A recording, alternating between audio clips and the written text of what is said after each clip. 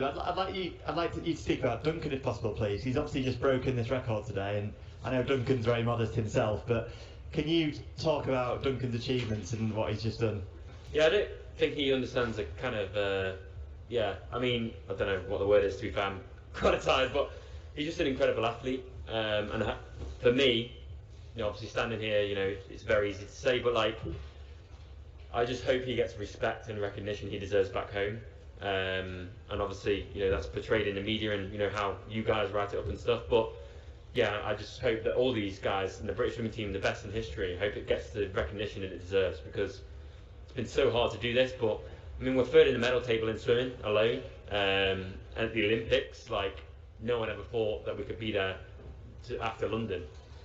So yeah, it's great to obviously have Duncan on the team. It's very inspiring, and again, the next generation's coming through now, so everyone's got to be on their toes.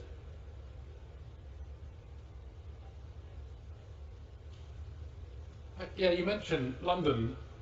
I think a lot of us who were there writing about it, and I guess a lot of people watching it, it was quite a depressing week, to be honest, following the swimming team that week.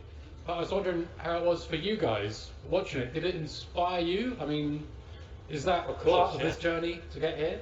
I mean, I don't know what these guys' experience of London was, but for me, I can still remember the opening ceremony. I think, in my personal opinion, it's the best opening ceremony ever to exist. Yeah, and it's just, yeah, I mean, that's what you take into these races: the pride, the heritage, and obviously, swimming the best you can in the world and trying to dominate. And we tried to do that tonight.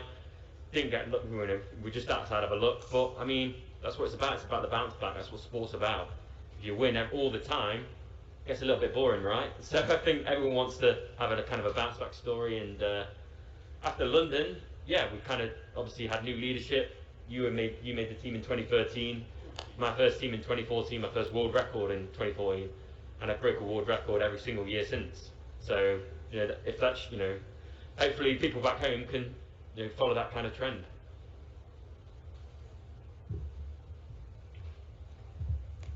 Thanks. Adam, can you, all of you, could you please just expand on this heritage thing, the brotherhood, and so on? What do you mean? What kind? Give us a few examples of how that works. Come on, Jim.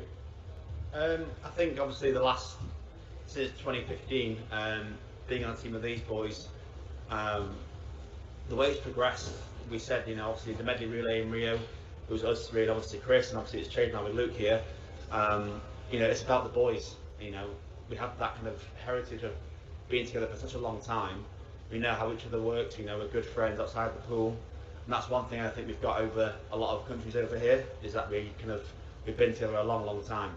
And to be on the medal ceremony again with these three lads is pretty cool.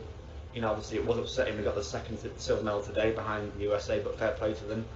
But everyone played their part, and you win together, lose together. It just kind of keeps that fire there, keeps it going. And at the end of the day, I've always said, I'm always a lot more confident in the relays. I know I always have been. I just feel more relaxed, and obviously I've got my friends around me, and it's great to be on there with them again. Duncan, I know you spoke on it a little bit earlier, but kind of making history with the 4 medals. You kind of look like you're not entirely satisfied though. Kind of, how do you reflect on the Olympics as a whole? That's probably just from like initial emotion, with the race. I think looking back at some of the splits the American guys put down, and the fact that it was a world record, it sort of leaves me in a similar position to the 2 I am. We've done all we can, and we've got our best time for this quartet and European record. So we've laid it all out there, and they've put down an unbelievable performance. But yeah, no, I think the week as a whole, and all of my racing, I can't really, because of what I do in terms of parking each event and moving on to the next one, it's not really hit me with what's happened. I've tried to do little media to try and get me ready for the next races and stuff like that, and to be honest, it's just been a pleasure being a part of this team. I think the way that it's grown over the last couple of years, and everyone's asking for more, but the depth that we now have in each event, it just seemed every final session there was an opportunity for something special, and it was great to see that from the first couple of nights all the way through to the last. So yeah, no, it's just a great week to be a part of. Right here. Right. Yeah, guys, so I know this Olympics only just finished for you, but what do you think about Paris in 3 years' time? Is this just the tip of the iceberg and you can be even better, the girls also? Well, I guess we haven't got to wait 5 years now to get another chance at that medley relay, which is good, hopefully. No one could have predicted this year, obviously, but I mean, again, I don't live in the future. I've said this in every interview, I try to, but I don't get carried away in the future. There's no point thinking about what's going to happen in 3 years' time, because, this team might change, it might not change, you don't know. There might be a new generation that comes through. But I think it's exciting to wake up every single day and still progress. And obviously, if we still have that, and if we still have that strive, and I know me now, I felt that pain of what it's like to come second. I don't like it at all. And me being a competitor is, okay, how do we get the best possible position now in the running into the next 3 years? Who knows what it's going to take. It might be another world record. America might step up again. If they find a breaststroker, then if they close that gap, I don't know. But again, it's shoulda, woulda, coulda. We say this all the time. It doesn't matter. Whatever's in the future is in the future. We just enjoy today and learn from yesterday. Go ahead.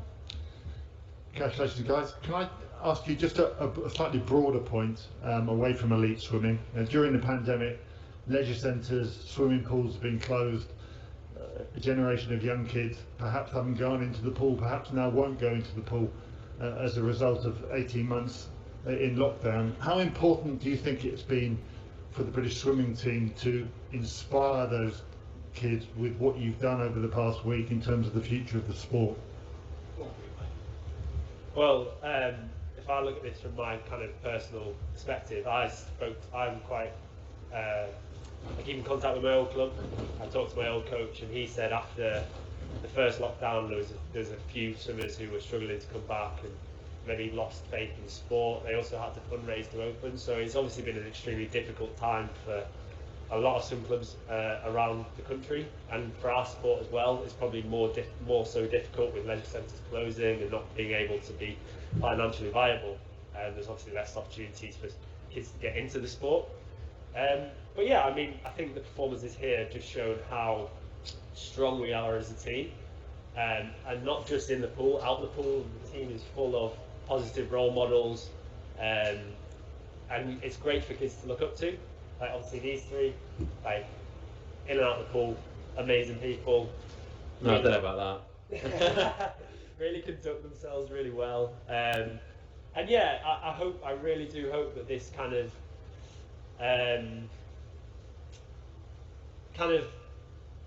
has the opposite effect of the pandemic and brings those new kids in and wants them to get involved in swimming.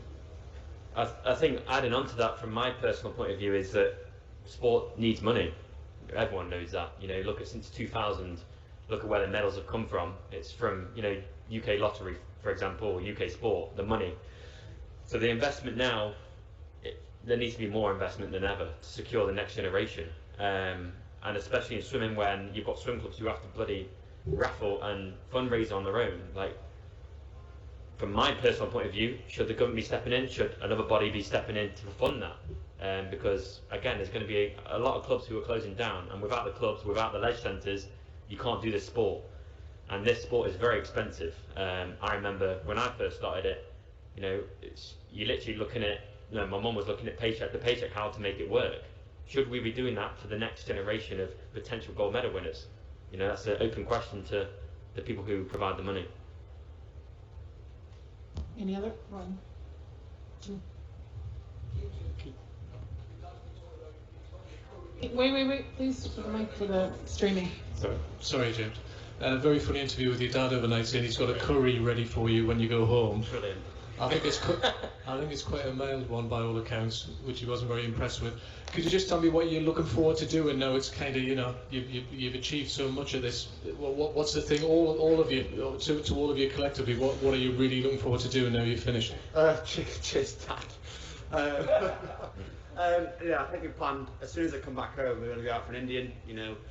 As soon as the racing's over, it's about having a mental break and a mental reset. Obviously, this week's been an amazing week for all of us, and the first thing you want to do is, get after it again, work really hard, but you actually have to do the opposite. You know, I couldn't think of anything worse than going back to the training after 3 weeks and doing threshold again. You need to have that kind of, you know, forced break of, you know, it's 3s until the biggest sporting stage again. It'll go by so quickly. You know, you want to peak at the right times, and you've seen that here. It's about kind of doing it at the right moment, at the right time, at the right event. And for me, it's kind of go back home, relaxing, going to go on holiday with a girlfriend, you know, doing what I need to do, and that's for me as a mental break, which is definitely needed after the last 18 months of being, you know, basically hell. So we got there in the end. Sorry, before the curry question, I was going to ask about you basically from the 200 freestyle realm. You talked about the lottery, Adam. Paul Palmer spoke about that when he got out of his final with a silver medal around his neck in 1996, and that's when the lottery was born. It's from what he said, and John Major, then the Prime Minister, said this can't be, you know, we have to have, and that's how it all started. So it came from a swimming background, and that was the start of this 200 freestyle legacy, that whole generation. That's how long things take, yeah. So where do you have that perspective? And you know, some people kind of think this is work that's been done between Rio and now, but actually it goes back a long time, and this is a long build-up. I mean, I can't really speak in this. Is, you know, these are very advanced questions for an athlete. I guess for, you know, it's a question for Chris. But from my perspective as an athlete, you know, you can change a culture fairly quickly if you obviously apply yourself. Look at the culture change in the last 8 years, and I think a lot of teams are going to be looking at British swimming, in swimming and in other sports, going, okay, what are they doing? And they're going to probably try and adapt to this model. But yeah, I mean, in terms of money and investment, yeah, it does take time, because you've got to build the groundworks and build the foundations for what may potentially be one of the best teams ever. Again, this was not built in the last 4 years. This was built, you know, potentially in the last 12. It was just takes a lot of time to build that momentum and get a team and get them out of luck at the same time. So yeah, from my perspective, I think if you've got the right leadership and you've got the right athletes and you've got the right culture and the passion and the motivation, the commit, all that kind of stuff, the good stuff, you know, obviously you need the investment as well. There's no point having all that if you can't, you know, do anything with it. You need to pay for training camps. You need to pay for, you know, championships. You know, it doesn't come out of thin air. So yeah. One last question. Last one. Thank you. Wakakuyuki from Yomiuri Shimbun. Any of you gentlemen who take it. The broad question of the value of sport and COVID-19 relations, it seems to me that in UK, looking at Wimbledon, people, you know, cheering without mask and night, you know, enjoying, and also Euro. It seems that in your society, people are ready to take risks, to embrace the sport. In a way, I don't know, value of sports being recognized widely, or among people are indeed courageous to face it. Whereas in here, in Japan, we kind of are more like into just in case type of attitude. Try to, you know, cancel all the spectators, try to take extreme measures here. What is the difference here in your eyes, and how sport could survive or should survive in terms of value consideration wise in this COVID era? It's a very difficult question. I know in Japan there's a massive culture difference. You know, Japanese are very respectful, very kind. You know, there was kids outside this morning standing with signs saying "Good luck, GB." You know, I don't think you'd get that in GB. So, I mean, you get a fair few, but there's a massive culture difference. And with the masks, I think, and with sport in general, people are just looking for something to cling on to, because people have had a bad time, and I think people are fed up with saying that they've had a bad time. So, sport is one of the things which is the most powerful thing you can ever witness. Things that shouldn't be done are done. Things where people think, oh, you can't break the 4-minute barrier for a mile, and then people do it, and then people do it again. So you look at that, and I think you've got the passion, and you're part of something. You're part of a community. I think that's something that the British do really, really well, and I think people are, you know, very, very willing to take off their mask and then join in on that, because I think when people are fed up especially COVID. It's been a siege. You know, we've been inside the castle and we've been having rocks thrown at us mentally. So I think people in Britain are just a little bit fed up, and rightly so. Everyone's fed up with it. But I think in Japan it's very different because it's so respectful.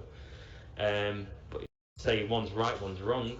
But I think sport all around the world should flourish, and hopefully in Japan they get the opportunity to do that.